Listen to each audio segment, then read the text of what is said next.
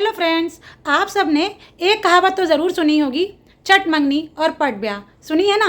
और हो सकता है आपके जानने में भी ऐसे लोग हों जिनकी चट मंगनी और पट ब्याह हुआ हो। लेकिन मोस्टली जब बड़े बड़े सेलिब्रिटीज़ हैं, जैसे कि एक्ट्रेस हैं, एक्टर हैं, क्रिकेटर्स हैं, उनमें हमें ये सुनने को नहीं मिलता। क्योंकि जब भी उनकी वेडिंग की बात होती है, उनकी शादी की बात होती है, तो साथ में उनके जुड़ के ये आता है कि वो लोग डेस्टिनेशन वेडिंग करेंगे या किसी बड़े पैलेस में शादी करेंगे, इंडिया के बाहर शादी करेंगे, मतलब कुछ ना कुछ स्पेशल ज़रूर होता है। लेकिन आज मैं जिनके बारे में बात करने जा रही हूँ, वो इंडिया के ही नहीं, विश्व के महान सेलिब्रिटीज़ में से एक हैं। और उनको छोटे छोटे बच्चों से लेकर बुज़ुर्ग लोगों तक सब जानते हैं। वो किसी परिचय के मोहताज नहीं हैं, हर कोई उनको जानता है। और शायद आप भी समझ गए होंगे, मैं बात कर रही हूँ अमिताभ बच्चन जी की। जी हाँ, बात है सन 1970 की, जिस समय पहली बार अमिताभ जी ने जया जी को देखा था और जया जी ने अमिताभ जी को देखा था। एक्चुअली पुणे फिल्म फेस्टिवल में जया जी ने अमिताभ जी को पहली बार देखा और वहाँ पर जया जी से अमिताभ जी का परिचय हरिवंश राय बच्चन जी के बेटे के रूप में कराया गया। उस समय अमिताभ जी की कोई आइडेंटिटी नहीं थी, वो स्ट्रगलिंग फेज़ में थे, जबकि जया जी काफ़ी कुछ एस्टैब्लिश हो चुकी थी। बात आई गई हो गई, लेकिन वहीं से अमिताभ जी के मन में जया जी के लिए थोड़ी थोड़ी सी फीलिंग्स डेवलप हुई। उसके बाद जया जी का एक बड़ी सी मैगज़ीन के कवर पेज पे फ़ोटो छपा, जिसको देखकर अमिताभ जी तो बस उनके दीवाने हो गए और उन्होंने सोचा कि she is perfect for me, बस यही मेरे लिए ही बनी है।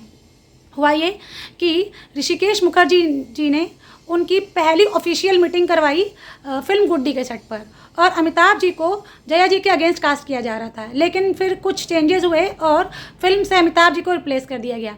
जबकि अमिताभ जी इस पिक्चर को लेकर बहुत एक्साइटेड थे, क्योंकि वो सोच रहे थे कि उनको जया जी के साथ काम करने के लिए मिलेगा, लेकिन ऐसा हो नहीं पाया। पर उसके बाद अमिताभ जी जया जी से मिलने के लिए गुड्डी के सेट पर आते रहते थे। समय बीतता गया और इस बीच में अमिताभ जी की 12 फिल्में फ्लॉप हुई, एक के बाद एक। और डायरेक्टर्स प्रोड्यूसर्स ने मान लिया कि अमिताभ जी फिल्म इंडस्ट्री के लिए नहीं बने हैं, और ख़ुद अमिताभ जी ने भी इस बात पे एग्री किया कि शायद वो इस इंडस्ट्री के लिए नहीं है।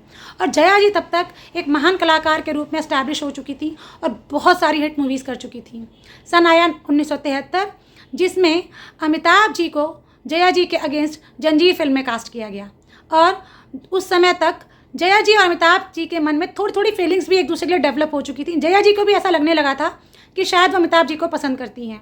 अब जब फिल्म की शूटिंग शुरू हुई तो दोनों को एक समय मिला साथ बिताने का, और वो फीलिंग्स स्ट्रॉन्ग होती गई।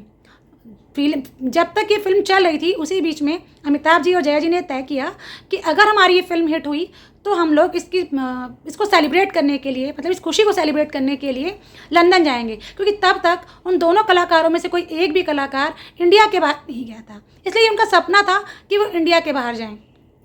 तो तय हुआ, और देखिए, कुछ भगवान का कमाल या कह सकते हैं लेडी लक, अमिताभ जी की ये पिक्चर सुपर डुपर हिट रही। और जैसा कि तय हुआ था, अब दोनों लोगों को अपनी सक्सेस को सेलिब्रेट करने के लिए लंदन जाना था। अमिताभ जी ने ये बात अपने पिताजी से बताई कि मैं जया के साथ लंदन घूमने जाना चाहता हूँ, मेरे कुछ दोस्त भी उसमें होंगे। लेकिन हरिवंश राय बच्चन जी अपने उसूलों के बहुत पक्के थे और उन्होंने कहा कि नहीं, तुम दोनों बिना शादी किए अकेले लंदन नहीं जा सकते, इसके लिए पहले शादी करनी होगी। फिर क्या था, अमिताभ जी ने तुरंत जया जी के पेरेंट्स से बात की और उनको मनाने की कोशिश की। भले वो नहीं मान रहे थे, लेकिन जया जी के दबाव में आकर उनको हाँ करनी पड़ी और शादी के लिए उन्होंने हाँ कर दी। फिर क्या था, केवल, आप विश्वास नहीं करेंगे, केवल 24 घंटे के अंदर उन दोनों ने ये शादी को अंजाम दिया। उन्होंने क्या किया, अपने कुछ क्लोज फ्रेंड्स और रिलेटिव्स को इकट्ठा करके अपने एक दोस्त के अपार्टमेंट में एक साधारण से समारोह में अपनी शादी कर ली। और क्योंकि उनकी अगले दिन की फ़्लाइट थी, तो अमिताभ जी ने पंडित जी से कहा, अरे भाई देखिए, कल हमारी फ़्लाइट है, कहीं हम लोग लेट ना हो जाएं, इसलिए हमारी शादी ज़रा जल्दी पूरी करवाइएगा। और इसके लिए उन्होंने पंडित जी को पैसे दिए कि लीजिए भाई, और शादी जरा टाइम से पूरी कर दीजिएगा। और पंडित जी ने भी वही किया, क्योंकि बात ही बड़े बड़े सेलिब्रिटीज़ की। उन्होंने फटाफट उन दोनों की शादी पूरी करवा दी।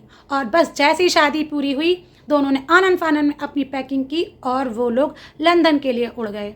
तो ये होता है सच्चा प्रेम, जिसके लिए किसी दिखावे की ज़रूरत नहीं होती। अगर आप में आपस में प्रेम है, दो लोगों में आपस में रजामंदी है, आपस में अंडरस्टैंडिंग है, तो भगवान भी उनका साथ देते हैं और फिर उसके लिए उन्हें किसी और की ज़रूरत नहीं है।